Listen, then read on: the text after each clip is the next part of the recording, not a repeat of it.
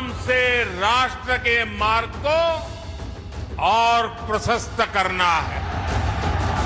अब राष्ट्र प्रतिष्ठा को नई ऊंचाई देने का समय है।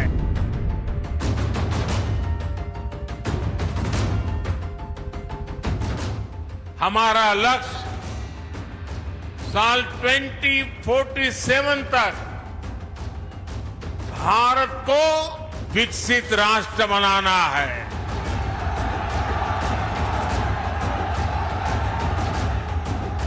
अयोध्या में रामलला की प्राण प्रतिष्ठा के बाद प्रधानमंत्री नरेंद्र मोदी राष्ट्र प्रतिष्ठा पर निकल पड़े हैं।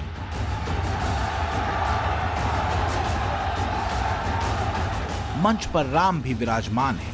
मोदी की इस राष्ट्रभक्ति को लेकर इंडी गठबंधन परेशान है।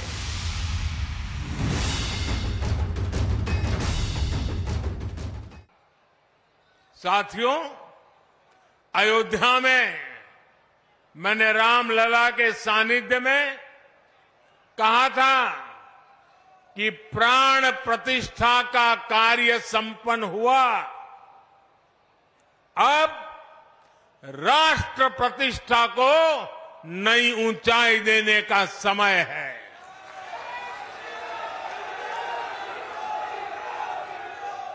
हमें देव से देश और राम से राष्ट्र के मार्ग को और प्रशस्त करना है। हमारा लक्ष्य साल 2047 तक भारत को विकसित राष्ट्र बनाना है। पश्चिम यूपी से पीएम मोदी ने 400 प्लस का ऐसा शंखनाद फूंका है जिसकी गूंज सिर्फ यूपी में ही नहीं, देश के कोने कोने में सुनाई दे रही है। पीएम मोदी ने बुलंदशहर को 19,000 करोड़ रुपए से ज्यादा की सौगात दी, जिसमें रेल, सड़क, ऑयल एंड गैस, शहरी विकास और आवास जैसे कई अहम प्रोजेक्ट शामिल हैं। भाइयों और बहनों, मोदी की गारंटी है कि जल्द से जल्द देश के हर नागरिक को उसके लिए बनी सरकारी योजना का लाभ मिले।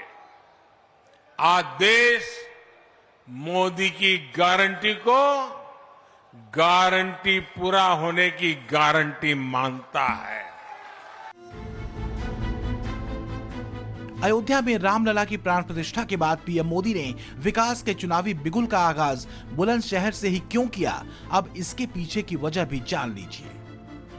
दरअसल पश्चिमी उत्तर प्रदेश विकास के हाईवे पर सर पर दौड़ रहा है। योगी का ये मॉडल देश का विकास पुंज बन चुका है। जेवर इंटरनेशनल एयरपोर्ट बनकर तैयार हो रहा है। आज पश्चिमी उत्तर प्रदेश रोजगार का सबसे बड़ा हब बनकर तैयार है। केंद्र सरकार देश में 4 नए औद्योगिक स्मार्ट शहर बनाने की तैयारी में है। इसमें एक औद्योगिक स्मार्ट शहर पश्चिमी ग्रेटर नोएडा में बना है। 10 साल पहले 2014 के लोकसभा चुनाव का बिगुल भी पीएम मोदी ने बुलंदशहर से फूंका था। सियासी पंडित ये मानकर चल रहे हैं कि पीएम मोदी इस बार भी बुलंदशहर की धरती से चुनाव आगाज करके 400 सीटें जीतेंगे और नया इतिहास रचेंगे।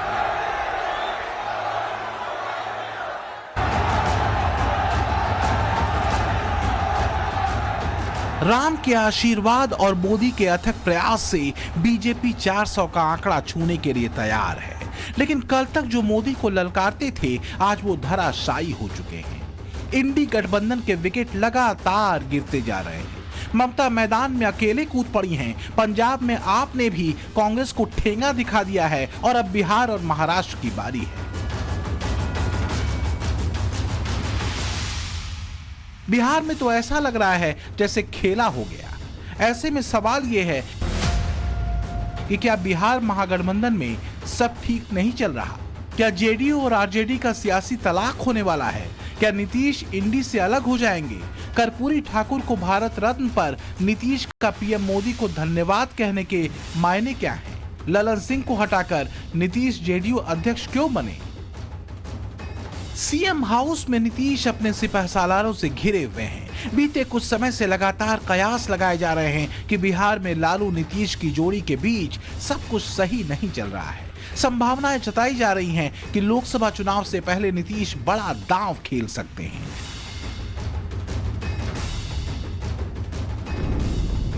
अब इन संभावनाओं को लालू की बेटी रोहिणी आचार्य के सोशल मीडिया पर पोस्ट से और बल मिलने लगा है।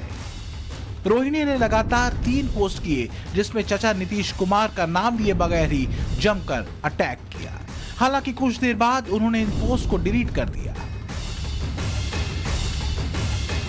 क्यों ही परिवारवाद पे हमला किया, बेटी ने ट्वीट कर दी, फिर समझौता हुआ, फिर बेटी ने तुरंत ट्वीट हटा लिया। ये सहमत का खेल चल रहा है और उसमें नीतीश जी बीजेपी को मोहरा बना रहे हैं। वही गाना गा रहे हैं जो मैंने आपको कहा कि मैं मैके चली जाऊंगी, तुम देखते रहियो, और लालू जी डर जाते हैं। खेला चालू है। बिहार परिवर्तन की ओर अग्रसर। पूर्व सीएम जीतन राम मांझी के चौंकाने वाले दावे से सूबे का सियासी पारा और चढ़ गया है।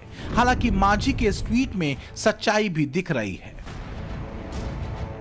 बिहार कैबिनेट की बैठक में नीतीश तेजस्वी अलग थलग दिखे। 20 मिनट की बैठक में नीतीश तेजस्वी में संवाद नहीं हुआ। ऐसा इसलिए क्योंकि आज हुई बिहार कैबिनेट की बैठक में ऐसा कहा जा रहा है कि नीतीश कुमार और तेजस्वी यादव में खास बातचीत नहीं हुई। जानकारी के मुताबिक 20 मिनट बैठक चली, लेकिन दोनों नेताओं के बीच कोई सीधा संवाद नहीं हुआ। क्या होगा, खेला होगा कि नहीं होगा, ये सब एक तरह से कल्पना भी है और उसके आधार पर हम लोग उस काम नहीं कर रहे हैं।